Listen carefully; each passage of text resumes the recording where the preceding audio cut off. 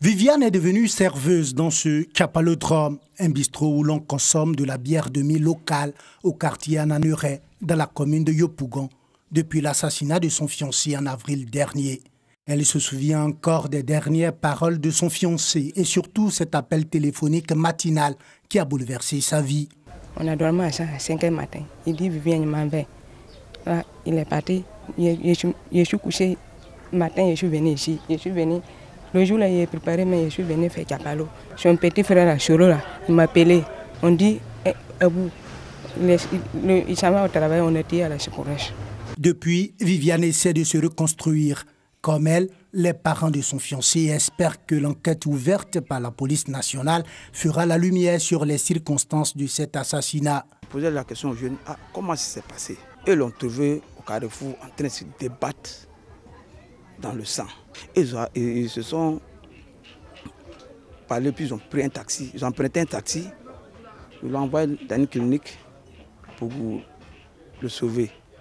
Malheureusement, c'était de hasard. L'assassinat d'Abou n'est pas un cas isolé, selon de nombreuses personnes qui avouent développer de plus en plus un sentiment d'insécurité. Il arrive souvent, le passager il te coince par l'arrière, soit ils sont trois, un s'assoit là, deux par là, et l'autre il serre par le cou.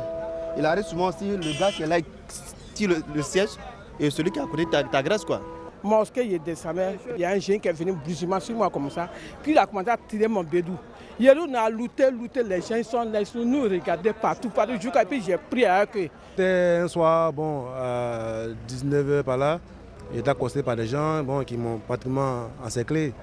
Parce que là, sous la menace de lampe blanche qui était un couteau, il fallait donc vite dans les affaires que vous avez sur vous pour ne pas être agressé physiquement et être blessé. Donc j'ai dû les laisser mes affaires et puis partir. En tout cas, quand je marche, avec beaucoup de prudence, je regarde autour de moi comme si j'étais perdu.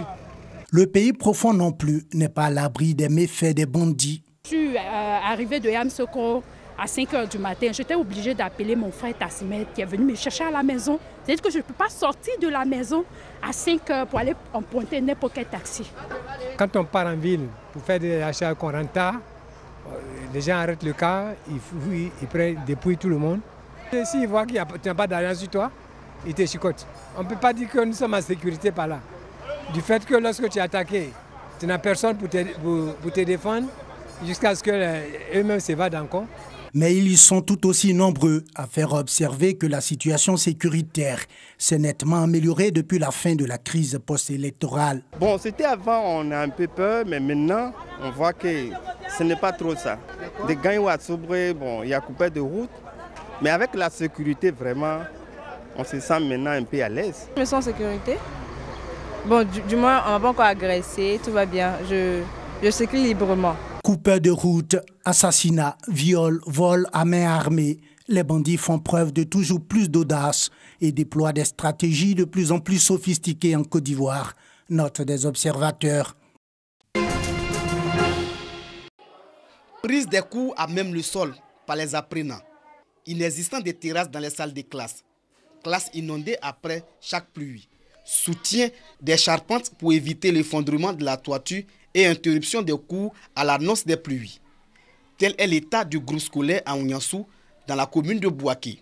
Construit depuis 1970, cet établissement attend toujours sa première réhabilitation.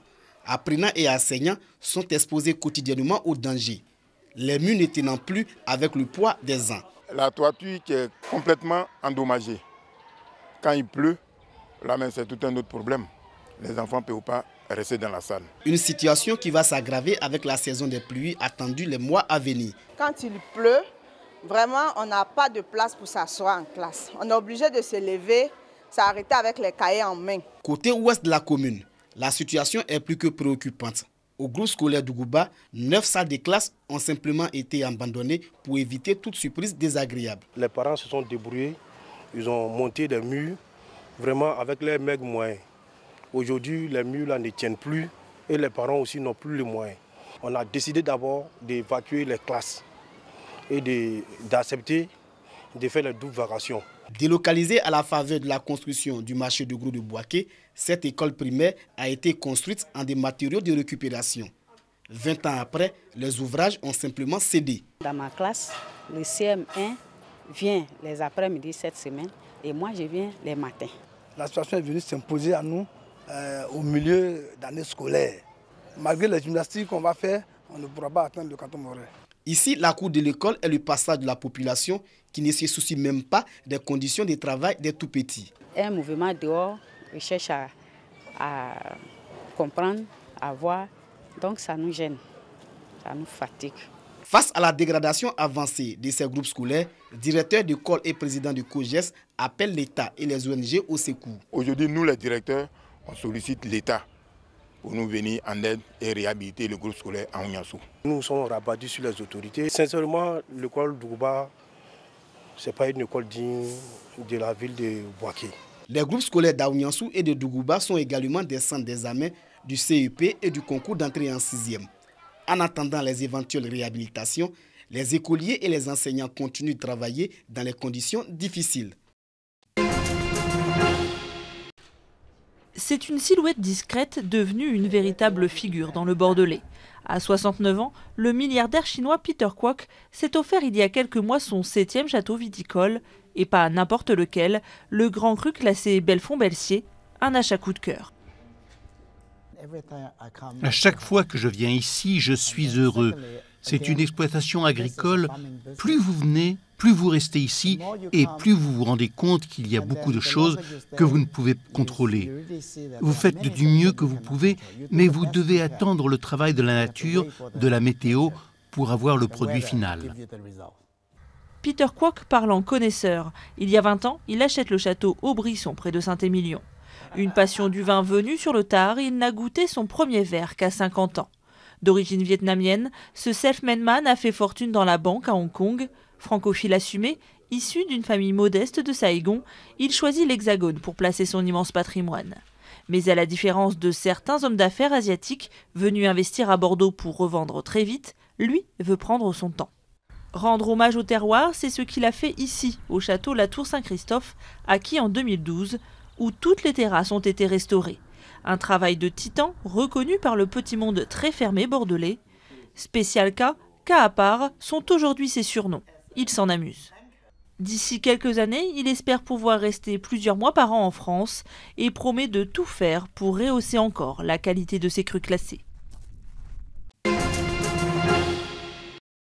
Le 27 avril 1848, le gouvernement de la République française publie un décret par lequel il abolit l'esclavage dans les colonies françaises. La mesure concerne avant tout les vieilles colonies héritées de l'ancien régime dont l'économie repose encore sur les grandes plantations sucrières. Ce n'est pas la première fois qu'il y a abolition. Sous la Révolution, les députés de la Convention ont voté en faveur de l'abolition de l'esclavage pour calmer les révoltes dans les colonies des Antilles. Mais le 20 mai 1802, Napoléon Bonaparte est revenu sur cette mesure et a même légalisé l'esclavage. 5 ans plus tard, sous la pression des sociétés philanthropiques d'inspiration chrétienne, les Anglais abolissent la traite atlantique. Ils aboliront l'esclavage en 1833. Les libéraux et les philanthropes français imitent leurs homologues d'outre-Manche. Ils réussissent sans trop de problèmes à Mayotte. Dans ce sultanat musulman, tombé sous protectorat français en 1841 et où n'existe aucun planteur européen, le gouvernement du roi Louis-Philippe Ier abolit l'esclavage dès le 9 décembre 1846. Par contre, dans la vieille colonie qui compte beaucoup de planteurs, ce fut un véritable parcours de combattants. Il faudra attendre la révolution de février 1848 pour qu'enfin, dans l'effervescence républicaine, les abolitionnistes puissent contourner l'opposition des planteurs. Le décret d'abolition est rédigé par Victor Schwalcher, sous-secrétaire d'État à la Marine dans le gouvernement provisoire. Lui-même est sous la tutelle du ministre de la Marine, le grand physicien et astronome François Arago. Le décret prévoit de libérer dans un délai de 2 mois 250 000 esclaves noirs ou métis en Martinique et en Guadeloupe, ainsi qu'en Réunion, en Guyane et à Saint-Louis du Sénégal.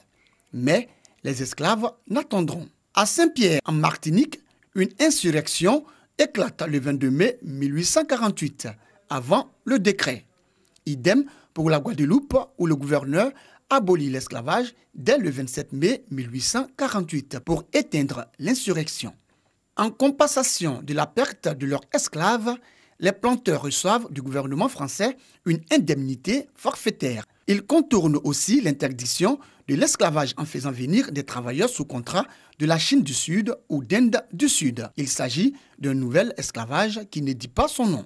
L'abolition dément les sombres prophéties des planteurs qui craignent la ruine de leur exploitation et de leur île. Au contraire, elle s'est traduite par un regain de l'activité économique dans les colonies.